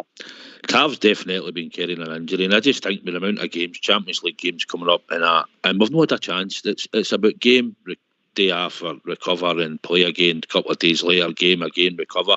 You've not got a lot of time for preparation in between this. This is what might be done pre-season, and we never had all players fit for pre-season. We've had to bring them in bits and bobs, and that's where I feel sorry for him. It might be godsend for us. It might be if he gets to then. Ian, it'll depend on how it keeps going. There's a bit of silence at the moment, but you've got to look at the big picture and all. Do you know what really kills me, Ian? See you on Sunday watching some of the players go through the motions. In my opinion, right? Just in my opinion. Yeah. Other people might see it different, but for me, and then see no even come up and applaud the support. You know. They also said Kolak come up. He come up and gave his jersey to a young lass here, I believe, at the front, and then went away. And Lundstrom tried to give a clap just coming out of the halfway line. But the rest of them all stormed up the tunnel, basically. And for me, your captain should be lead by example. Even if you're going to get dogs abuse, if you're coming up to applaud the supporters, you could at least do it, because you're captain, you're representing Glasgow Rangers, and you lead by example. And I've never really... And I know people have got a lot of variations on Tav and all that. But for me, I don't normally. I like to see my captain a bit fiery and a wee bit skiing people a bit and gearing the team up. And I think I said earlier, and just what disappointed me is at the goal, his head was down and he never looked at any players or G'd them up or tried to say anything at all. And for me, that's no. I expect better from my Rangers captain. I know we've lost a goal and you were part of the blame it, but at least try and say something after it. You know, just no response at all, and that's what I think's no good enough. That's the right time to G the boys up, get right in their faces and start shouting at them, come on. You know, the way other teams do, that I've seen doing with their captains and they're running out and come on, shouting at them and all that. Whereas he just strolls up, he's done as if he's feeling sorry for himself. You know what I mean? And to me, that's no a captain's way either. I mean, he should be really G'ing them up and getting in their faces and shouting and getting angry. Because that's what makes a captain a captain. I mean, he's too quiet for me, and sort of the heat gets down if a goal goes in, and it's, oh, well, what do I do now? You know what I mean? If I'm being honest, if I accept all Davies' argument, which I don't, but if I did accept it, and Tav's no playing well, I'll tell you who he has missed, whether we like it or no. He's missed Connor Goldstone, Bridgman. Oh, I definitely. In a massive way. So, as I said earlier, half-time, or close to half-time against Liverpool, we're drawing one each, and Big Ghost gets injured, and I don't know why, whether it was an injury sustained by himself, or it was he got a knock. But I tell you now, he went half the park. They came out of the second half, and they get murdered. Absolutely murdered. There was no centre half, there was no focus. Nobody saying, do, there, here, go there. Nothing. And nobody could tackle them. They absolutely murdered us in the second half without Connor Goldson. And you look at every game since then, it's been a virtual copy. We've allowed ourselves to be beaten most games. It's shocking. This is shocking. Bad news. When Goldson was playing, there was a lot of folk complaining about him, right? But when Goldson would come out the team injured there, you've noticed a massive difference in the defence now. You've realised how good he actually is. With the players running about him. He's needed in that team. Yeah, sometimes as Davey knows with all his exes, you don't realise what you've got to. It's not there anymore. You know what I mean, Davey? Aye, thanks, Ramondo. You've been reading my mail. I've been writing your mail. Right, lads, thanks a lot for letting us on. I'm going to go and let you get other callers in. No bother, cheers. Cheers, mate. Right, Cheers. we'll see you later. Right, ta-ra, but lads. Cheers, mate. Davey, in you come, mate. Sorry? In you come. Aye, no, I know. I'm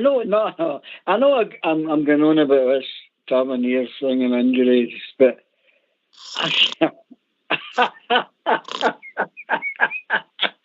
Tell me this time, this is the last thing I'm going to say about this. Why did you take all the corners, all the penalties, all the free kicks, and he's got an injury, and he scores a goal against Aberdeen, he jumps up, he's up the park, headers the ball in, scores a cracking goal with a groin injury? Nah, no thanks. I think he's passing a fitness test, David, but I don't think he's 100% fit. I'm convinced of it, and I don't know. Maybe I've been daft. I don't know what's been said Southside the way back yesterday. Am I alone? No, Davey, we'll kill this one, right? This is it. No more Tav injuries after this, right? No more. There's been snippets you've seen. He's trained. He's jumped. I actually thought when he scored one of the goals the other week and he jumped up when he landed, he grimaced a bit when I seen it on the telly. Right, so we'll leave it at that, Davey. He's got an injury, right? We all see it. They can cover it up if they want, but he's been carrying some type of injury. I don't think it's a groin injury, Davey. I think it might be a knee or something, but slight twinge in his knee or something. I'm not sure. It could be an ankle, it could be anything. Doesn't matter. He's carrying some. Aye, I don't think it's a groin, but I might be wrong. I might have to be, or might have, Ops might be right. But anyway, he's got some type of injury. That's it. Done now. No more Tav anymore.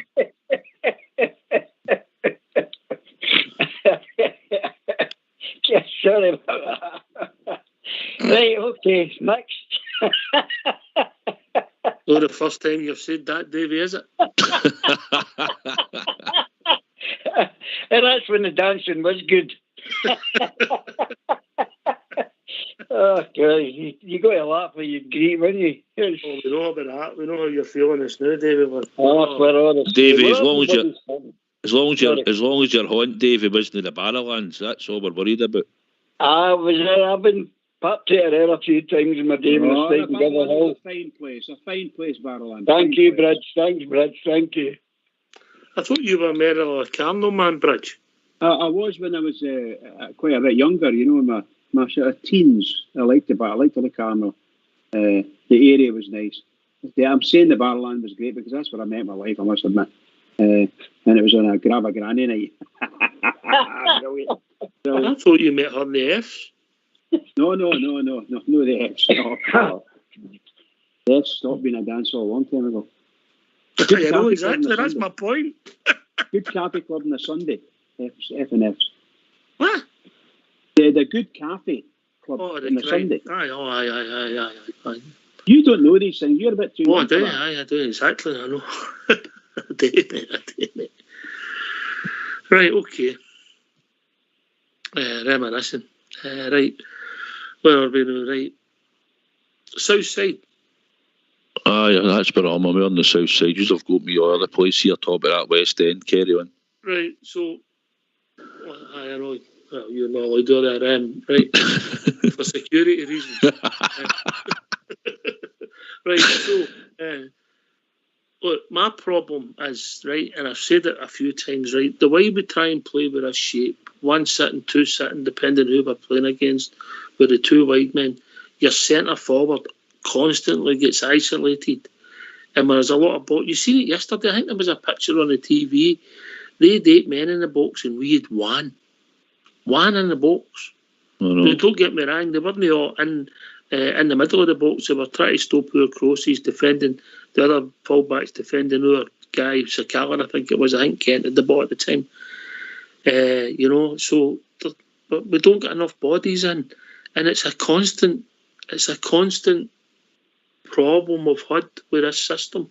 But surely, as a football player, you get the ball. Kent's got the ball out in the wing. Tillman's the number 10, so he goes in the box. He go in the box. Your forward's in the box, and your other winger. I know we don't do it that often, but we should. He should automatically be coming in, looking for when the ball gets close to her. If everybody misses it, he's at the back post. So you tell me Ryan Kent should get half a dozen goals a season, just tap hands back post? All wingers should, aye. All wingers. How many goals has he scored? How many goals has he scored this calendar year? 1 and it Hearts. 1 Hearts. Plenty. So one start of this season anyway. Domestically scored 1 goal and obviously Red Star away, yeah? Mm-hmm. Yeah. He's plenty instruction, mate, and that's my problem. Aye, but when you're a football player, come on, your natural instinct is that you're a winger. You go in, how do you not think about coming in at the back post as a football player?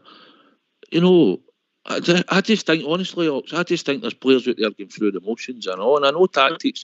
I know there's a gap. I've seen it myself.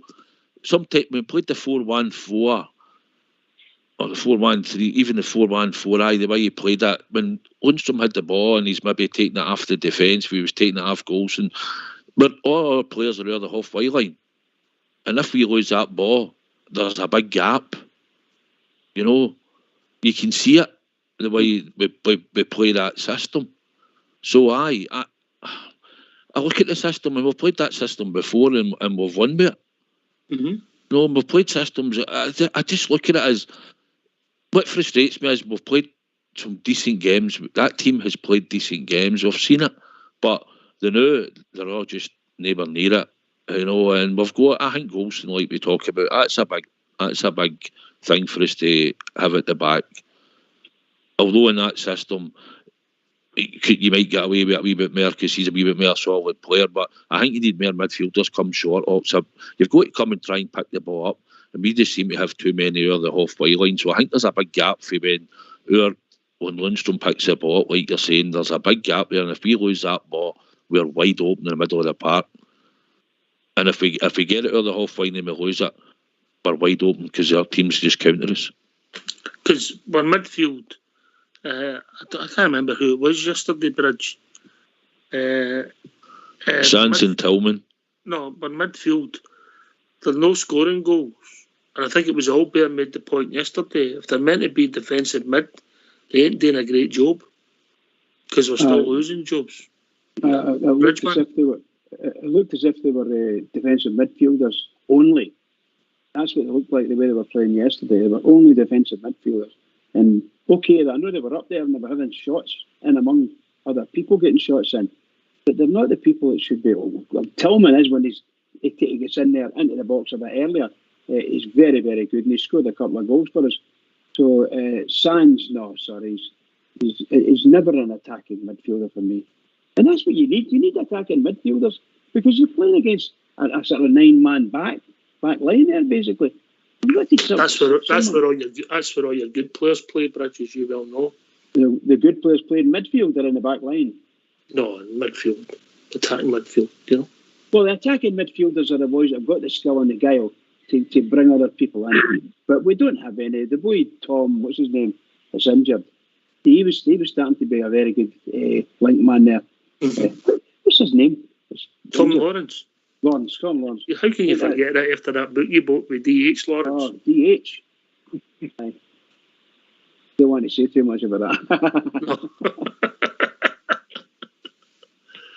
We've been joined by Blue Star. Evening, Blue Star. Evening, Oxchair. Evening, Bridgeman. Southside. Paul Davey. How you doing? Guys. Hi, Fran. Reiterating what we've been saying all season. I've marked down some players here. McGregor, McLaughlin, Arfield, Davis, Ben Davis, Kamara, Hollander, Tillman, Jack, Scott Wright, Ruth, Moreles and Kent. There's 13 players. No ifs, buts, maybes. They need shipped out. And before you start, Ox, how do you ship them out when they're on contracts? We all know that. Bridgeman, I commend you tonight. It's took you long enough, but you've been watching that Rangers team long enough.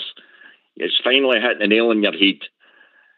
You've got players there that quite simply shouldn't be at our club. They do not have it. And when they did have it, they lost it after they got to the final last year. That's paramount. It's very, very evident. There's players that certainly don't look fit enough. And by that means they're picking up injuries left, right and centre. And I'll say it again, the guy Ben Davis looks as though he could possibly do you a job. But if he cost anything between 2 and 4 million quid, then that's laughable because he's paper thin. And he was taking off Ox because it tell you the day in the Rangers thing, mate, he was injured. So you're looking at these 13 players now and you're saying, well, what does our manager do? if you've got other players over and above the 13 that are crocked, who are we actually looking for to come back that can do us a job? I.e., you've got to look for Goldson. But that's very, very unlikely because of the type of muscle tear he took. So the guy's struggling. My attitude is, since the Celtic game, Ox, I haven't been convinced in any game apart from the Aberdeen game. And we know why that was. It's because of the way they set up to have a go at us. There was plenty of spaces for our players to pass the ball into. Since then, over and above that, we have struggled. And I'll say it again, Southside, we have struggled to win games in our own league. Never mind Europe. Europe doesn't come into us at all. In our own league, we've been mince since the start of the season, and we're gradually getting worse. That's what we're facing. And you're looking at it now, you've got a guy there that we get rid of, and Gerrard, that was one player he did ruin because he stuck him at left back, was Halliday when he was an attacking midfielder. He's playing for that Hearts team. He scored more goals in the last couple of games than most of our team put together. It's horrendous. We have no cutting edge. You look at that team across the city, and why are they winning games, even when they are struggling? I'll tell you why. Because I've got 6 and 7 guys that are willing to carry that ball and fight for that jersey. We don't have that. They've got it in abundance. They're not a great side, but they're running over the top of teams simply because other players are runners. They carry the ball. We'd one guy that was pretty slow. He wasn't quick in any way, shape or form. But he done it last season for us, was Big Aribo. Why? Because he was willing to go at players with the ball at his feet and carry the ball and allow other players in our team to have space and time. We don't have one single player in our whole squad now that's doing that. And Bridge is right. You're looking at that side and they are totally bereft of talent. That's what we're facing, guys. And there's only one way out of it. Gio has to be... If they decide that Gio's the man for the job, give him 10 million. And Southside, you said one thing tonight, and I wish some guys would stop saying you've got to bring in foreigners. No, we don't. There's players in our own league. If we went out and spent 10 million, you can bring 5 players in at 2 million quid, and that includes their wages. They would only be too glad to sign for us. And I'll tell you, you would see far, far vast improvement than what we've got there at the moment. And I don't think anybody can argue that point because we have no legs from back to front. There's nobody in our squad that's capable of carrying that ball. That's the facts, and that's where we're struggling. And this thing about getting players back for injury, guys, I'd love to know who you're talking about. Who's going to come back for injury that's in our squad now that's going to improve that setup? We don't have anybody. What do you think? Give me the players again, mate. Just give me the 13. I try to... McGregor, McLaughlin, Arfield, Davis, Ben Davis, Kamara, Hollander, Tillman, Jack, Scott Wright, Ruth, Moreles and Kent. Well, there's a lot of them because of the contracts will go with. McGregor, Davis, Arfield, Moreles, Kamara. Kent. Well, Hollander, you've got to pay him off because he'll not kick another ball. Tillman's on loan. Scott Wright's out of contract. Ruth, Moreles and Kent. Most of them can go Ox. But they're no going. So Bridgeman's right. They guys have to be cleared out. They've got to be cleared out. They can't do it for Glasgow Rangers anymore. But they're no going anywhere, are they? Hollander's no moving. I mean, we might never see him again, but we'll be paying him to his contracts up. Yes, there's one or two that their contracts have maybe still got a couple of years, but the mass majority of them are out of contract. So that's a lot of wages, Ox. That's a lot of wages. If it's Gio's the man that the board want, you could give him 10 million or even more if it's possible. There's 4 or 5 guys you could pick in the Scottish League, or I'll say it, the lower English leagues, that certainly must have legs that can run with a ball at their feet, and that'll make a massive difference to our squad. Our first team, never mind squad, because that's what we're lacking. We don't have ball carriers. We don't have any. That team across the city, Ox, with the best will in the world, none of us can look at any of their players and think they're world beaters. Far, far from it. We all know that. But what they have got and what that guy's brought in, He's brought in guys that are all nippy in their feet. We don't have any. We all know it. We've got no legs in that blooming team whatsoever. No ball carriers. Nobody can run with the ball at their feet, and they're actually causing damage. They've got 4 and 5 guys that are scoring regularly. We've got one. All right, well, you've made your point, well made, and yeah, once you don't repeat it, but Southside. Aye, Blue Star, you're right. I said earlier, mate, there was players out there who were just going through the motions, and some of them, like you say, are all coming to the ends of their contracts and stuff, and he's left to pick the type of players to try and get us to win a game, you know, and some of them are probably no bothering whether but they're representing Glasgow Rangers. We're going to pay a lot of money to go and watch them week in, week out. So at least you want after them a bit of effort. And maybe they don't all agree with the system and all that, but at the end of the day, they've got to go out there and still play. They're professional football players. They can surely say, well, when I pass the ball, I'm going to move and run onto it and try and get it back. I mean, look at the state of Lundstrom on Sunday, mate. Look at the stadium when he gave that ball away. Made no effort to get it back.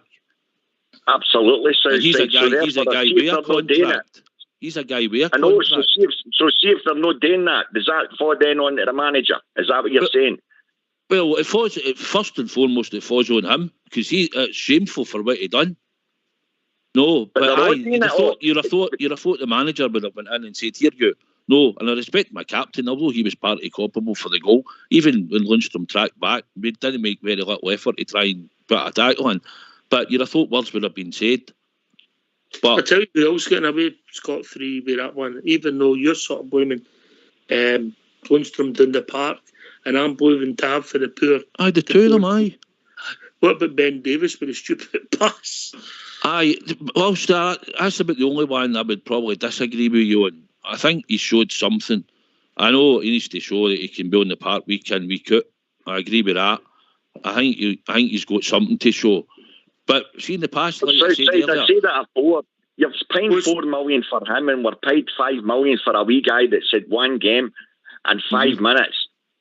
That's the most money we've spent on 2 players that aren't affecting where we need it in the middle of the park.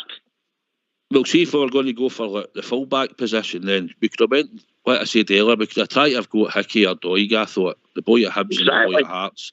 Right, but we didn't get an effort. We might not have got them, they might not wanted to have come, but to have showed a wee bit of ambition and thought, well, the two of them are looking good players, and hopefully when they come to us, we'll make them better players. I know we had a good right-back at the time, because I know the boy, we're looking at left-back position, and we've ended up shelling out 5 million for a boy who, by all accounts, is seemingly might be a decent player, but we've paid 5 million.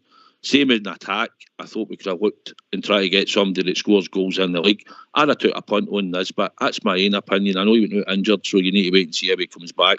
But I thought the boy had something about him that it would have added to our team, especially in the league. You know, I think, because we've done it in the past, we've signed players like Marvin Andrews, we've signed David Robertson, we've signed Nacho Novo, Ian Ferguson's, Boyd's, Naismiths, Thompsons, Whittakers. Yeah. You know, we've signed boys that have played at lesser teams, but they've came and done a really good job for us. Absolutely. Outside, see the way we play at times, but would it matter who was playing at centre forward? No, I know what you're saying now, aye, but you could have probably, there's other boys, I'm calling it strikers. There was that boy, Jason Kerr, was at St Johnstone, looked decent. He's been down to England, he's playing in the Championship, and he looked decent. He was solid up here, he had a good bit about him. The other wee boy was a midfielder, wee Ali McCann, the wee boy from Northern Ireland, looked half decent. I'm not saying he would have maybe made it, but you've got to have a look at some of them and see if you could have took a punt on one of them rather than go out and spend daft money. We brought in Tillman, who's a project at 20 for Bayern Munich, who hasn't played really any great deal of football time, and we're putting him into the Scottish League where it's tough. He is only 20, and I believe if we'd had Lawrence fit, he probably wouldn't have played as often as he did. I think we'd have played him in and out of games. But we've flung him in and had to fling him into the Champions League, you know?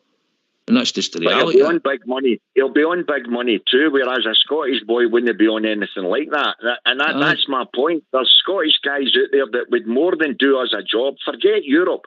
In our own league, we're struggling. And we're going to struggle even more.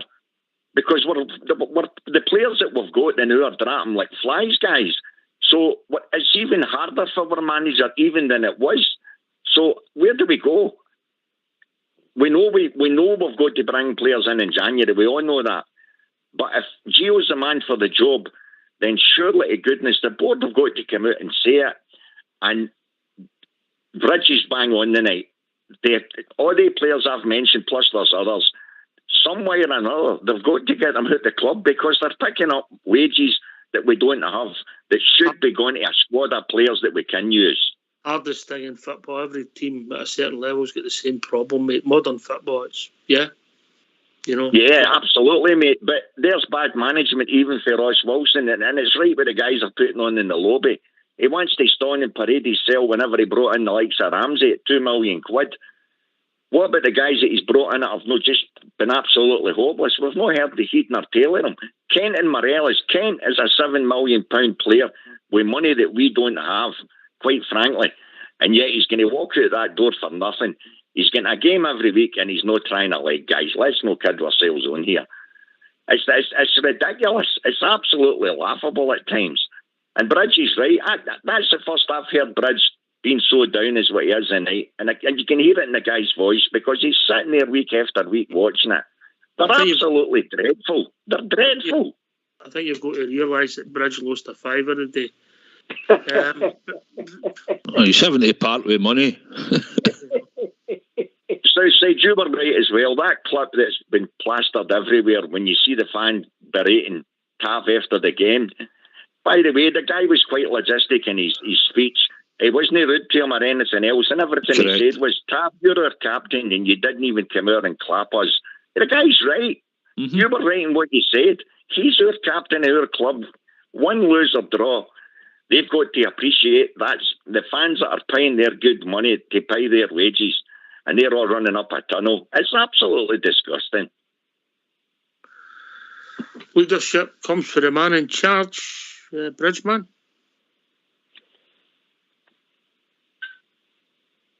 Absolutely right. And you know, as I said earlier, that our manager has to realise, and he has to realise very quickly now, someone must advise him from the board area. They've got to give him some advice on this. What does he do? Does he sit tight?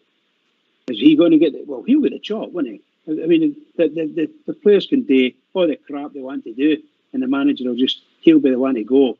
And then we'll pick myself up when we get a new manager and we'll play great. That's the kind of crap they'll come away with. I'm sorry. Those players have been complaining about the team for the last number of weeks, as you've seen it, gradually getting poorer and poorer. And okay, we've won games in the league and things like that, but sometimes they've been really, really poor games. Seriously, boys, they can't go and watch that. They can't go and watch that again. If the fans go and watch that again, there's going to be murder to pay. There will be, because they're just not going. It's just not going to happen. That is unacceptable to me. Unacceptable. Aye. Listen, apart from when the contracts up, we've seen it before. We've seen it with Jason Holt, Andy Halliday. They get contracts. They've never got. Some of the boys will never get contracts that they've got again. Scott Wright, you know, they ain't gone anywhere. Unfortunately, you know, the best we could get is get them out on loan Southside. Scott Wright, 250 grand or something, to get him. I think. Right. So, and he might work under a different manager. He might still work. He might no work. I still think there's something in him, but see, at the end of the day, we've tried everybody out there, and he's tried this, tried that.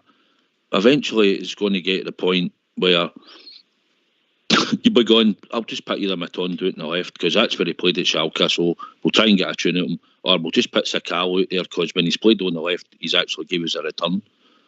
And we're playing him on the right, so we'll stick him out in the left. We'll just trap Kent, because he's getting the interest. He wants to leave in the summer.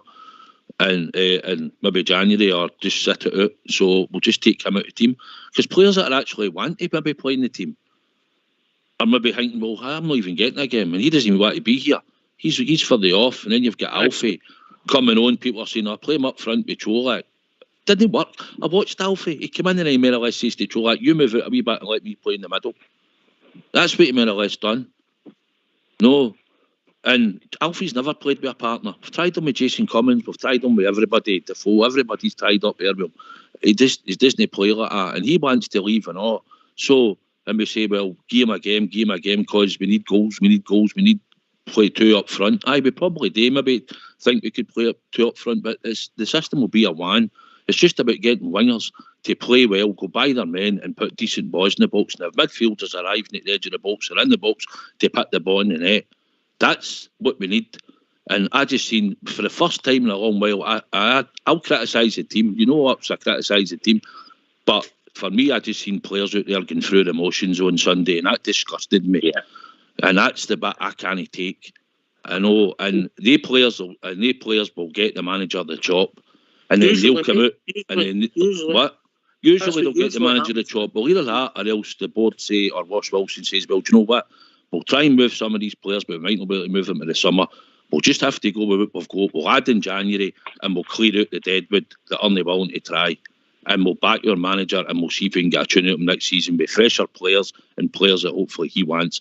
Or else the decision is, you know what, it's not working, he's not good enough, and we chop him now, or we chop him whenever, and we get a new manager in, and we go forward with a new manager with a fresh budget, and half these players will probably play for him at the end of the season. But that's a shameful thing for me, because what you're doing now is you're conceding a league to them with no performing on Sunday for us that are paying money at home and away to watches, and then turn around and say, but we'll make an effort now, so we've got a new guy in charge, or we've got a temporary caretaker manager, and you had the responsibility on Sunday to get the 3 points for us, and you didn't. Yeah. And that's the thing, it's just galling me, Ox, no? But the manager's strapped because of injuries and the personnel that he's left with, and that comes down to Ross Wilson. I'm going to bring Magpie in a second, but I just want to ask you this, mate. And I'm not saying that you're saying that some of the players are down tools, and rightly you maybe don't want to belittle people. Let's assume, for argument's sake, that you reckon that Kent's down tools, right? And I don't want you to answer that, but if he has down tools, and you're watching that, and you're the manager, and you're consistently watching that, and you keep playing him, you're affecting all the other players. It's the manager that's getting the ranks outside. Probably. But then again, so then you've got to, but ultimately you've got to try and win games and all. And I know I probably contradict myself, but he's probably the better player. He's the best winger we've probably got. When he plays. And he'll cut inside and he'll probably lay a ball down to Borna, and Borna gets a ball in, and against Aberdeen and that, we scored goals for it and that, when Tav came in at the back and all that, and it worked. But he's a most creative player, but you start to think, well, why should I just keep playing you?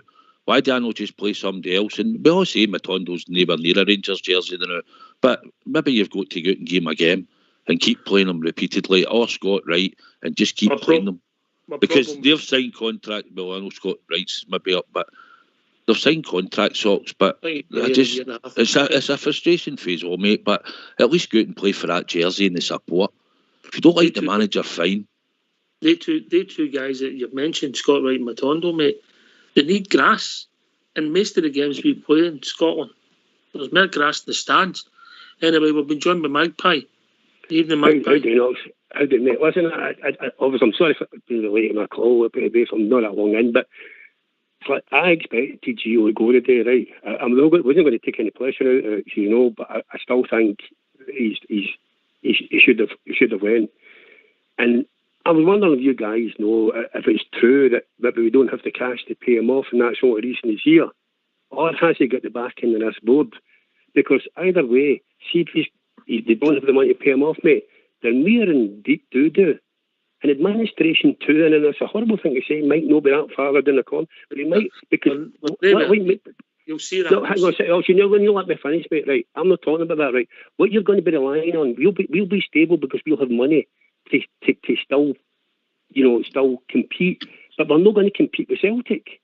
They're going to go for the horizon, mate.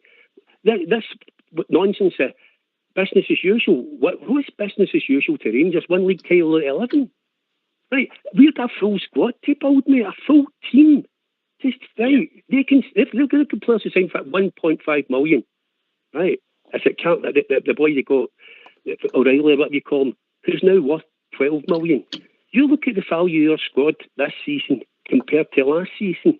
What is the value you would say of that current value of the squad we've got just now? In 6 months, available assets.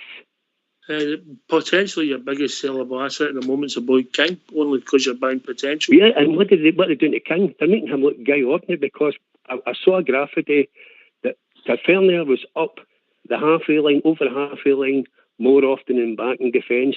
And when Davies went off, they left the boy exposed for the second goal. None of them tucked in Barisic or Tavernier and left him exposed, and he's getting in the net. He was the one central defender that basically... I'm saying to you, mate, anybody who thinks that this Rangers team... What you're saying, Ox, is that the Rangers should be relying on the board should be relying on these guys to buy their season tickets every single year to watch that, right? And basically just buy all the merchandise and all this. But in the meantime, we'll just go looking for free transfers. And it doesn't work that way, mate. We've got a recession coming on, whether you like it or not. Money's tight. And these guys at the end of the I'll tell you right now, see, Wednesday, I'm dreading Wednesday, and I hope the Rangers fans don't turn out to be like the Tims and start telling Gio where to go, because Gio's a decent man. He's just failed. He's still a lot of rotten luck, but tactically he's not got it. But the truth of the matter, mate, is if anybody's kidding ourselves alone, if we can make the amount of money we've made, see if we hadn't made that money then, Ox. So just say we hadn't made that money in the last 2 years, where would Rangers be just now? They wouldn't have signed these 7 players in the summer and increased everybody's but where would we be, Ox? Would we be 30 points, 12, 20 points behind Celtic?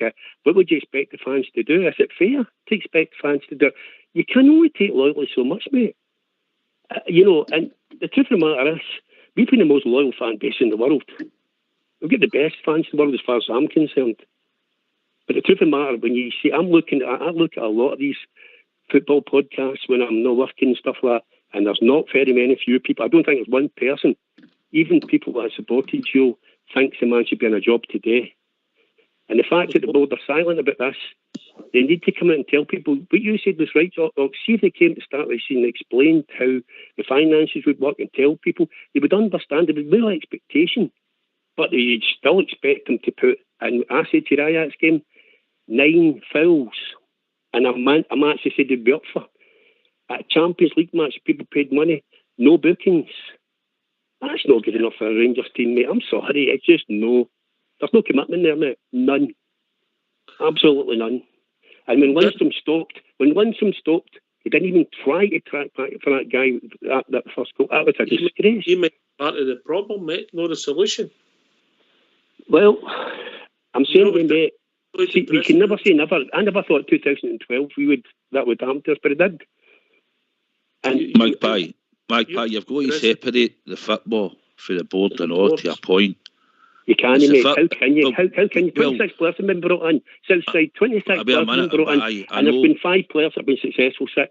Right, but but the board have entrusted... The board have entrusted... Well, put it this way, mate, right? I'm not going to sit and defend the board and say they've got everything right. You do, mate. I'm sorry, you do. The one thing, well, the Sydney Cups, no, I don't agree with that for a start. And the Majors and the insurance on top of it. I had to go into Majors, mate. I've already made this plainly clear. I was a member of the travel club, right? Uh-huh. I paid £10 and then it was £20, right? Rangers done a survey, and when the survey was complete, they came up with Majors. They made it £40. Now, everybody that was in the European Travel Club then joined Majors. If I'd been given a choice to join Majors or stay in the Travel Club, I'll guarantee you that the Travel Club, majority of them would have said, we'll stay in it. But to my fairness, the travel, it doesn't make any difference at the moment for me anyway, because I've been into my European points before, Majors anyway, usually get me a ticket for every away game that I apply for. And but will you answer my question? Will you answer my question? Where would we be just now if we hadn't had that run in the Europa League and the Champions League? Where would you expect Rangers to be at this moment in time? Because bear in mind, see these players you're talking about, haven't they just down tools for Gio? They down tools for Gerrard in his first season as well, quite a few of them. And you've seen them in semi-finals where they've said we were 2-0 down, so the game was won. That's the attitude, mate. It's been there for ages. We just haven't seen it. We won a league when there was no crowds. No crowds, you know what I mean? And I used to go to Ibrox and there was no crowds, mate. Mate, I don't know myself. You know. But what I will say is, if you think I defend the board, I do sometimes, and I'll tell you why. Because see Dougie Park, for a start, he's put his own personal money into Glasgow Rangers Football Club. Right, his own personal money. His own personal money. He's at court more times than you know what I mean. Irrespective of that, mate, he's a Glasgow Rangers supporter, right? He's got a listen, heartstrings. I couldn't run a so boat. if I had 20 million, right, I'm probably that daft. I'd put it into Glasgow Rangers and all. But would you be able to run it? Would you be able to run the club Southside just because you're a Rangers supporter? No, well, I could run it to a point, but I'd obviously need more other people about me. I'd get options. So what do you think is long-term planner for the next 5 years? What do you think? But what I'm saying is, if it wasn't for him, right, alone with others, our club would be in a worse state than what it was, Magpie. So we've got to be grateful. We've all got to be grateful for what they guys done. They put their own personal hard-earned cash in to help us support, and we put our hard-earned cash in. I understand that, but the Rangers fans have went to the rail quite a lot of times. So what we do is then we go, right, so who are we going to get for a director of football? So whoever it is, we say, well, we'll go for Ross Wilson, right? He seems to have done no bad at whatever, Southampton, or whatever you think, and he's no bad. So they get him. They get him because he's the guy responsible for our whole football structure. So you've got to make a decision. Is he doing it right or wrong? I didn't want Gio, but I've supported him. Right? It wasn't my choice, but I supported him. But the board have gave him that power. He's got the power. Who comes in, who goes out, who we get, who we buy, who works with the manager. So that's a fault in the board then? That's exactly what you're saying. Well, they've gave him the job. That will depend on where everybody thinks he's either doing a good job or a bad job. So do you think that you think the power of the board is just Well, gentlemen, we've reached that time of the evening. Last word of the night for the one and only Bridgeman. Southside first and then Bridgeman. Southside. Oh, that was quick, mate. No, I thoroughly enjoyed the show. Good to hear everybody come on. We'll still be here tomorrow night, mate. We'll still be here tomorrow night. And good to be on with the legend, Bridgeman, as always, mate. Yep. Bridgeman. Well, what can I say? Other than some of the stuff that was said tonight, said with passion from a lot of the guys who's come in. And we can't ignore all that. So the club needs to do something about it, in my opinion. I don't know what they'll do. My experience says they'll not do nothing. And they'll wait until the break and sack the manager or something like that, you know. I think it's all his fault. When you can clearly see it's nothing to do with the manager, in my opinion. It's all to do with the players. And Magpie said, no matter what happens, we should keep. Hurry up, I've got my work in the morning. I'm finished. That's me. Thank you very much to Big Southside for looking after me. And well done to the techie guys. Everybody, all the Rangers fans all over the world, keep it going for the Rangers because the Rangers need us. Thanks to all the callers. We'll be back tomorrow night. I'm sure this debate will run and run and run. Thanks to Magpie, Old Davy, Ian, Blue Star, and of course Bridgeman, and the one and only Southside, and of course Fox and Old School Blue in the background. This has been Rangers Radio. We'll be back tomorrow night between 8 and 10, talking about all things Rangers. Take it away, Old School Blue.